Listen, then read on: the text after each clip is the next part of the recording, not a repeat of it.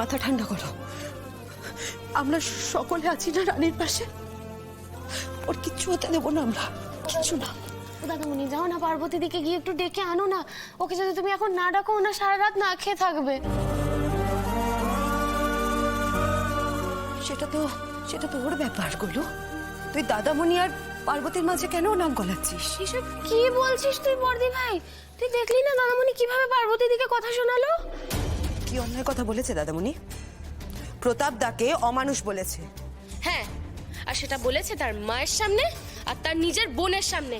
এটা কি দাদামণি কোনো ঠিক কাজ করেছে? বাবা, দাদামণি আমাদের গোলু তো বড় হয়ে গেছে গো, তোমাকে ঠিক ভুল শেখাচ্ছে। এই ভুলে গেছিস, সবটা ভুলে গেছিস বল? হ্যাঁ, আমাদের দাদামণিকে ওই রাই বাড়িতে গিয়ে কাজের লোকের মতো মেজে পরিষ্কার করাতে হয়েছে।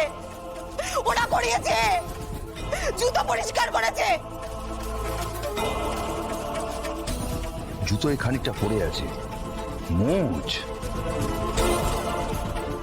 আরে প্রতাপ দা করেছিল আমাদের বাড়ি এসে আমাদের ছোট ছোট রিপলির মাথায় বন্দুক ঠেকিয়েছিল।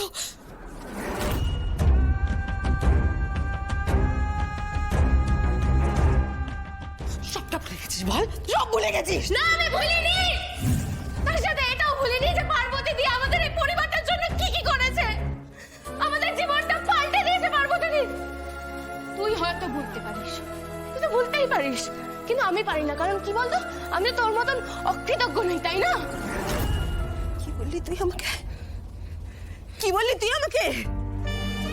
আমাকে অকৃতজ্ঞ বললি? হ্যাঁ, তুই অকৃতজ্ঞ, তুই অকৃতজ্ঞ। এই সংসারের ব্যাপারে তোর কি কি জ্ঞান আছে? হ্যাঁ, শুধু খাওয়া আর পড়াশোনা করিস না, শুধু খাওয়া আর পড়াশোনা, তোর কোনো কাজ নেই তোর। আচ্ছা, আমাকে তুই খাবার করে দিচ্ছিস তাই না? তোর জন্য দাদামণির কম টাকা খরচা হয়েছে? টাকা খরচা করেছে দাদামণি আমার জন্য। তোর বিয়ে ভাঙেনি? সবকিছুর খরচা হয়নি কোনো? তোর গয়নাগাটি, তোর শাড়ি, সবকিছু?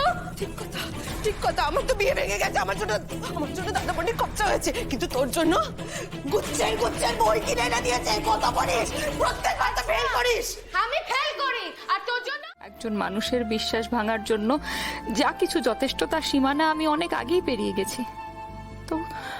তো সোম কোনোদিন আমায় ছেড়ে যায়নি, কিন্তু যেদিন থেকে ও তোমার ওপর বিশ্বাস হারিয়েছে মা, সেদিন থেকে সোম আর আমার কাছে নেই মা। সোম আর আমায় বিশ্বাস করে না।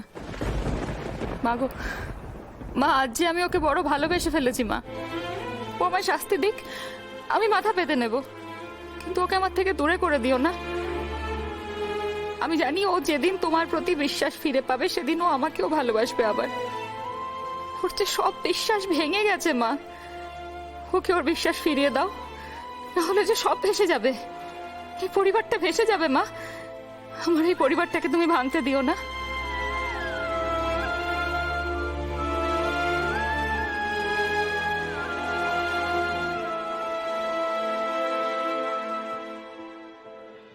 এবারে চিনি দিয়ে সুন্দর করে, হ্যাঁ, আর সঙ্গে মুড়ি।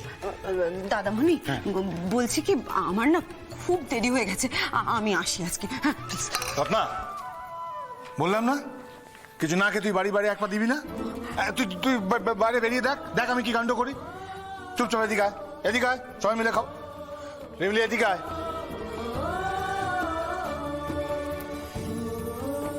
রানী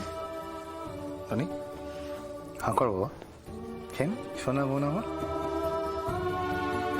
যে হাতে রাখি পরিয়েছিলিস সেই রাখির সুতোর দিব্যি তোর এই অপদার্থ দাদাটা রাখতে পারেনি, তাই বলে সেই হাতে তুই মুখে খাবার তুলে দিলেও খাবি না? কি হলো? কাঁদছিস কেন? শোনা বোন আমার, খেয়ে নে। আচ্ছা দেখ, তুই খাস নি, আমরা কেউ খাইনি, আমরা সবাই না খেয়ে আছি। তুই না খেলে আমরা খেতে পারি বল? খেয়ে নে। এই রত্না বল না। হে রানী, দাদামণি বলছে না খেতে, খা।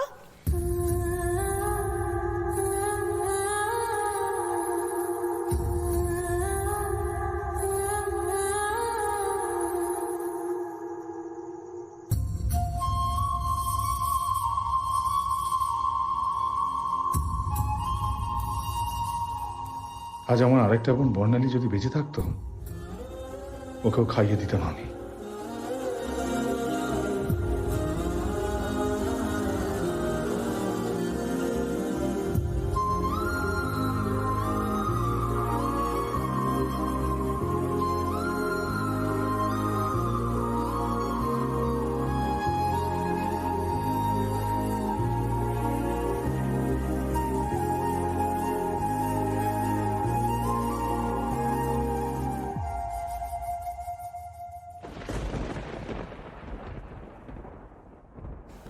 দাদামণি, পার্বতী দিও তো কিছু খেয়ে নেই, ওকে কেন খাওয়ালে না? দেখ, এটা হলো গরিবের খাবার। ছাতু দিয়ে, মুড়ি দিয়ে, চিনি দিয়ে বড়লোক বাড়ি মেয়েরা খায় না। মানে বড়লোক বাড়ির সন্তানদের কথা বলছে আর কি। ওর পেটে সব সইবে না। আমরা তো গরিব মানুষ, আমাদের এগুলো সয়ে যাবে, কি বল, তাই না? আমি ওর জন্য ভালো খাবার আনিয়ে দেবো বাড়িতে। এই নে, এই নে।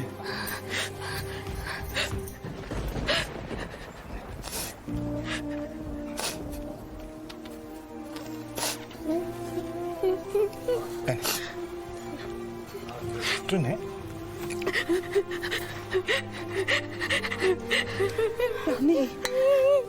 কাঁদছিস কেন? কিচ্ছু হবে না, কিচ্ছু হবে না। আমার জন্য দাদামণি।